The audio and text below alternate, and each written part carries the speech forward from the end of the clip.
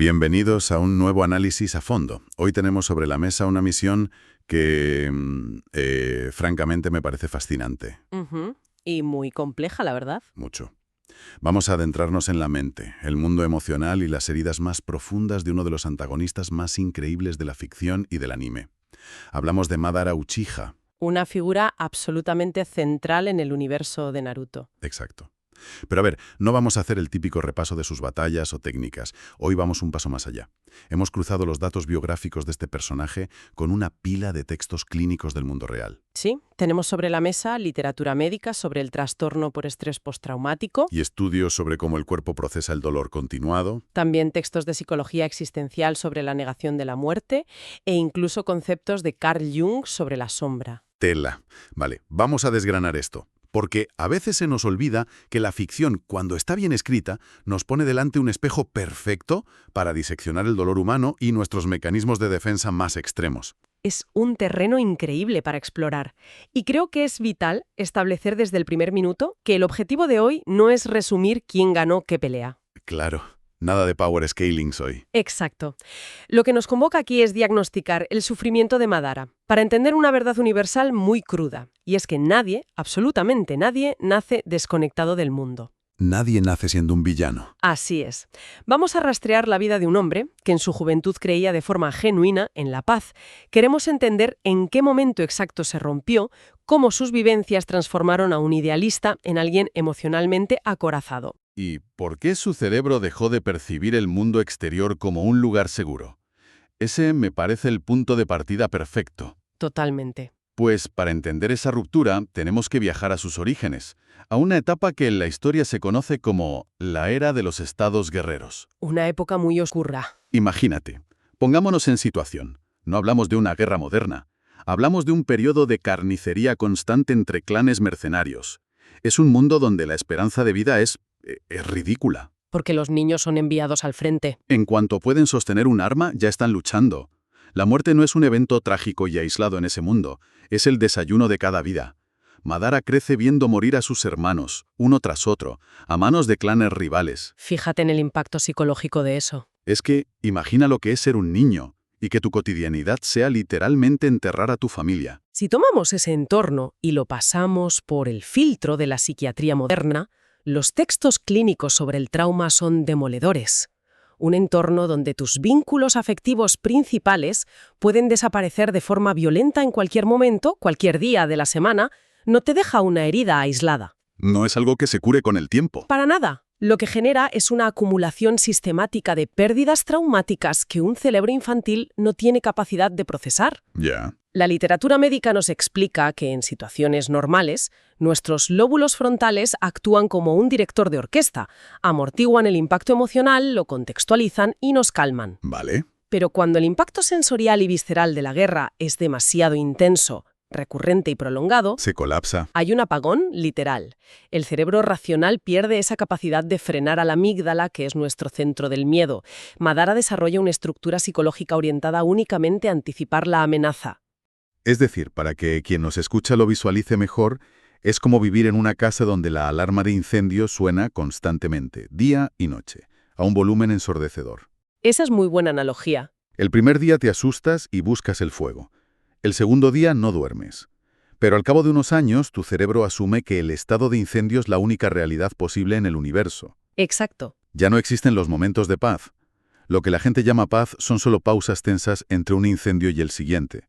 El sistema nervioso entero se queda atascado en ese modo de supervivencia extrema. Esa analogía de la alarma capta exactamente lo que ocurre a nivel fisiológico. Y ojo, porque esto va más allá de un simple estado de ánimo. Los estudios contemporáneos sobre epigenética y trauma lo dejan clarísimo. ¿Ah, sí? Sí. Detallan cómo el impacto ambiental severo puede alterar la forma en la que se expresan nuestros genes. El cuerpo lleva una cuenta rigurosa del dolor. Para el cara un momento. ¿Epigenética? Sí.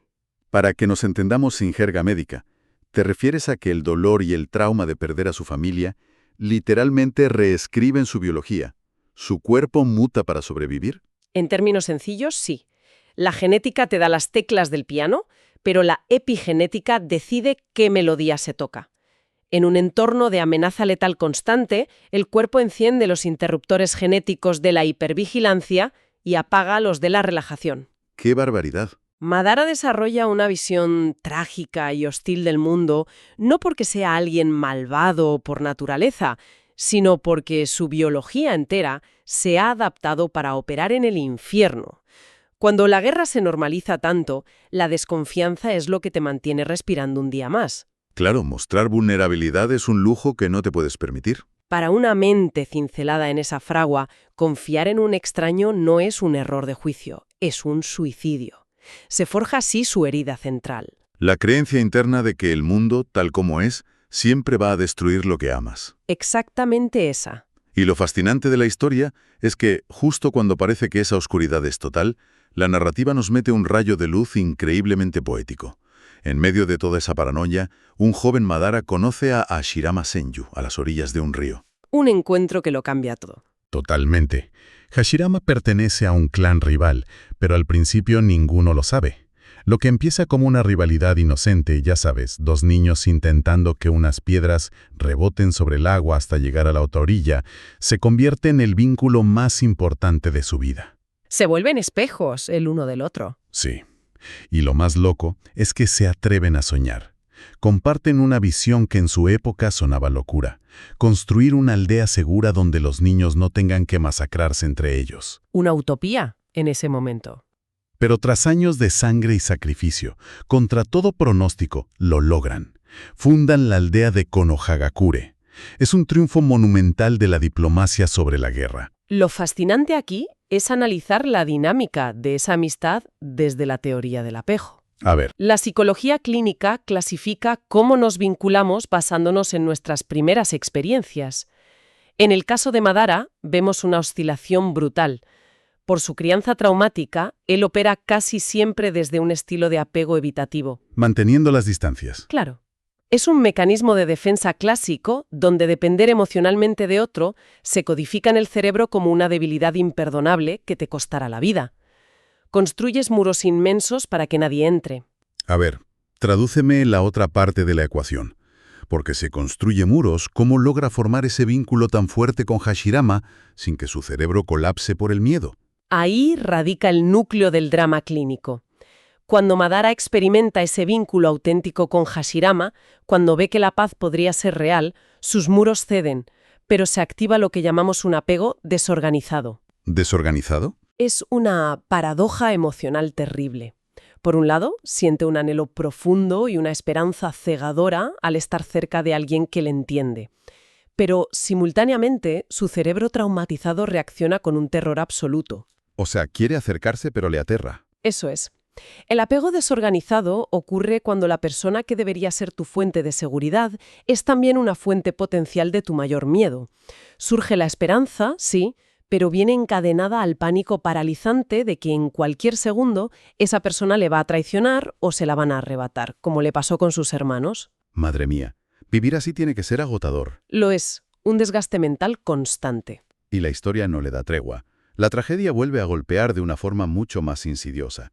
Ya no es un tajo de espada en un campo de batalla. A medida que la aldea crece y se establece un sistema político, Madara empieza a notar algo oscuro. ¿Empieza a sospechar del sistema? Sí. Percibe, con esa mente hipervigilante de la que hablábamos, que su gente, el clan Uchiha, está siendo sutilmente marginada del poder institucional.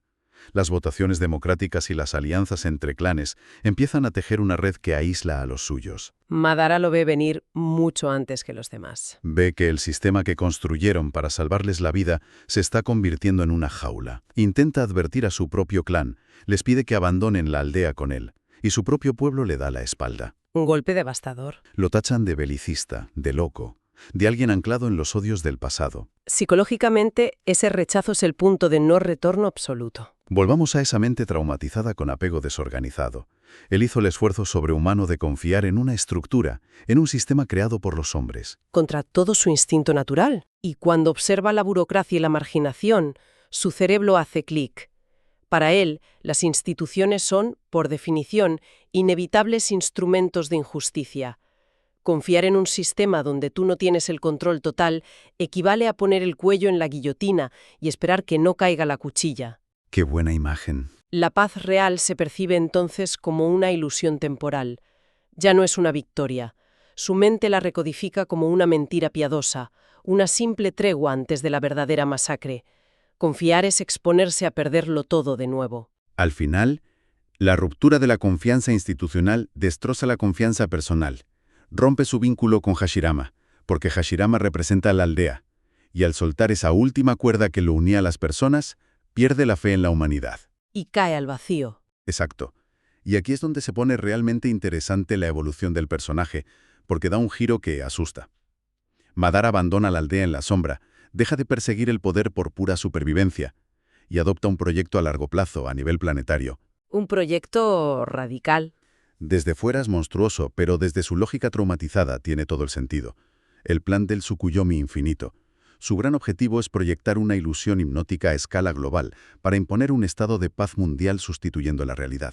Una paz fabricada. Quiere atrapar a cada persona en su propia fantasía perfecta, donde nadie pueda hacerse daño. Este plan es un caso de estudio espectacular si lo pasamos por el tamiz de la psicología existencial, concretamente leyendo a Ernest Becker en su obra La negación de la muerte. Un clásico. Becker desarrolla un concepto que heredó y transformó del psicoanálisis temprano, el proyecto edípico. Vale, freno otra vez porque esto suena denso. Proyecto edípico. Sí, te lo explico. Porque intuyo que en este contexto no estamos hablando de enamorarse de una madre o algo así. ¿Qué tiene que ver esto con hipnotizar al planeta? Nada que ver con la familia en este caso. El proyecto edípico, en la teoría de Becker, se refiere al deseo oscuro del individuo de autoengendrarse, de afirmar un control total sobre su existencia para superar los miedos existenciales. Convertirse en un dios, vaya. Exacto. El ser humano sabe que la vida es caótica y frágil, y eso genera un pánico existencial de fondo. La forma de negar ese pánico es intentar ejercer un control tiránico sobre el entorno. Claro. Madara llega a un extremo donde ya no puede tolerar un universo imperfecto donde el sufrimiento es estadísticamente posible. Al no poder tolerar ese mundo, su solución es convertirse en el arquitecto omnipotente de una nueva realidad, eliminando el dolor. La deducción que hace el personaje es de un utilitarismo que congela la sangre. Su razonamiento sigue una cadena impecable pero sin alma. A ver, cuéntame esa cadena. Si dejas que exista el libre albedrío, la gente tomará decisiones. Si la gente elige libremente, chocarán. Los desacuerdos generan resentimiento, el resentimiento escala a conflictos y las guerras masacran a inocentes. Es una progresión lógica para él. Su conclusión es que la raíz de todo dolor es el libre albedrío. Por tanto, para erradicar el dolor tienes que erradicar la libertad. Si nadie puede elegir, nadie puede equivocarse ni traicionar. Si nadie puede luchar, nadie pierde. Es una tiranía nacida de la piedad más retorcida imaginable. Ese utilitarismo nos abre la puerta directamente a Carl Jung y su concepto de la sombra. La mentalidad de la sombra. Los analistas junguianos postulan que la paranoia extrema tiene un beneficio oculto para quien la sufre. Te libera por completo de la culpa porque proyecta todo tu dolor hacia el mundo exterior. Le echa la culpa al mundo entero. Toda la culpa. Madara se convence de que la realidad misma es defectuosa y que él es el único capaz de corregir el error de la creación. Al fusionar su identidad con esta misión mesiánica, pierde toda flexibilidad psicológica. Se vuelve de piedra. Su mente se vuelve rígida. Desaparece el espacio para la duda o la empatía. Para él, la humanidad está enferma y él es el cirujano que va a extirpar el problema, quieran o no los pacientes. Es la creación de la coraza definitiva. Y la narrativa del anime lo acompaña con un simbolismo brutal en su poder ocular, el Sharingan. Es un ojo que evoluciona y se hace más fuerte cada vez que el usuario sufre un dolor emocional insoportable. La biología recompensando el trauma. Literalmente. Le da poder para ver la realidad al milímetro. Lo ve todo, anticipa los movimientos de todos y por tanto asume que debe controlarlo todo. Pasa décadas manipulando todo desde las sombras. Como una deidad intocable. Pero debajo de toda esa grandiosidad, de las armaduras samurái y de las técnicas que parten montañas, entonces, ¿qué significa todo esto? Si quitamos las ilusiones planetarias, ¿cuáles son esos deseos inconscientes que esconde? Si conectamos esto con el panorama general de lo que significa ser humano, nos topamos con la contradicción más desgarradora de Madara. La humanidad subyacente. Debajo de ese discurso de dominación y arrogancia se esconden deseos humanos muy básicos. El núcleo de su dolor revela que todo lo que él quería en el fondo era que el dolor tuviera sentido, que la pérdida no se repitiera. y crear un lugar donde nadie tuviera que despedirse jamás. Quería garantizar que el horror no se repitiera. No quería riquezas, buscaba fabricar un mundo seguro donde atreverse a amar no fuera castigado con la peor de las traiciones. Resulta demoledor. Quien nos escucha probablemente pueda hacer un ejercicio de introspección ahora mismo. Seguro que sí. Ante una traición amorosa o una decepción profunda, nuestra psique también fabrica defensas. Todos hemos puesto ladrillos para construir un muro, tras un dolor agudo, distanciándonos emocionalmente para no volver a sufrir. Es un instinto muy básico. Madara simboliza esa misma dinámica defensiva humana. Ese trauma, pero convertido en un sistema a una escala monstruosa. Su origen es sencillamente la impotencia ante la fragilidad humana. Esa es una lectura fundamental porque nos permite ejercer una empatía estructural hacia la figura del antagonista. Sin justificarlo, claro. Obviamente no justificamos sus atrocidades, pero sí diagnosticamos la semilla. El origen no es maldad pura, es la asfixiante impotencia ante el sufrimiento. Cuando percibes que el entorno es un depredador, el instinto de supervivencia muta en necesidad de control absoluto. Proteger y someterse vuelven lo mismo. Trágicamente indistinguibles. Su deseo original de que nadie sufriera se mezcló con su compulsión por someter la voluntad de los demás. Ha quedado clarísimo. Al final, Madara no nació siendo un monstruo desconectado del mundo. Se convirtió en esa persona tras perder su fe en la humanidad debido a un exceso de pérdidas emocionales insoportables. La realidad le dolió tanto que la única salida que encontró fue intentar borrarla. Amó a su familia y su sueño de paz con tanta intensidad y perdió tantas cosas en el camino que su fe terminó por colapsar. Esto plantea una pregunta importante, una reflexión final para que quien nos escucha le dé vueltas por su cuenta. Dispara. Si revisamos los textos sobre la sombra y el trauma, sabemos que la verdadera esencia de la vida humana incluye el crecimiento a través del dolor, la fricción con los demás y la aceptación de nuestras limitaciones. ¿Sí? Entonces, ¿es la búsqueda de una paz perfecta y sin dolor, como la ilusión global que proponía Madara, una verdadera salvación? ¿O es por el contrario la verdadera muerte psicológica de la humanidad? Cabe preguntarse si nuestro propio deseo actual de evitar el dolor a toda costa nos está aislando lentamente de la vida misma. Buf, una pregunta tremenda para quedarse pensando. El dolor como el precio ineludible de la vida misma y el peligro de intentar borrarlo. Ha sido un análisis fascinante, demostrando que detrás de los peores antagonistas suele esconderse un dolor muy humano. Gracias por acompañarnos en este viaje y seguiremos explorando la psique en la próxima entrega.